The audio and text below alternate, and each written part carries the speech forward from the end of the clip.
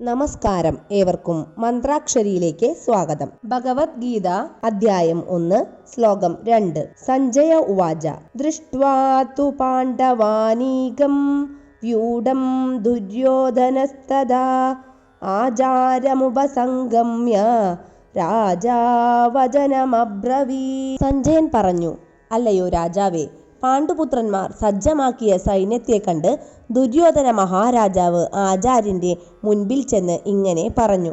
ഭാവാർത്ഥം: ജനനം മുതൽക്കേ അന്ധനായിരുന്നു ധൃതരാഷ്ട്രർ. നിർഭാഗ്യവശാൽ ആധ്യാത്മിക വീക്ഷണവും അദ്ദേഹത്തിനില്ല. ധർമ്മത്തെ സംബന്ധിച്ചിടത്തോളം തന്റെ മക്കളും അത്ര തന്നെ അന്ധരാണെന്ന് അദ്ദേഹത്തിന് നന്നായി അറിയാം. ദുര്യോധനൻ പാണ്ഡവരുടെ സേനാവ്യൂഹം കണ്ട ശേഷം തന്റെ ആചാര്യനായ ദ്രോണരുടെ അരികിൽ സത്യസ്ഥിതി അറിയിക്കാനായി ചെല്ലുന്നു. രാഷ്ട്രതന്ത്രജ്ഞൻ എന്ന നിലയിൽ അദ്ദേഹം പ്രഗത്ഭനായിരുന്നു. പക്ഷേ പാണ്ഡവരുടെ സൈന്യബലം കണ്ടപ്പോൾ തനിക്കുണ്ടായ ഭയം മറച്ചുവെക്കാൻ കഴിഞ്ഞില്ല.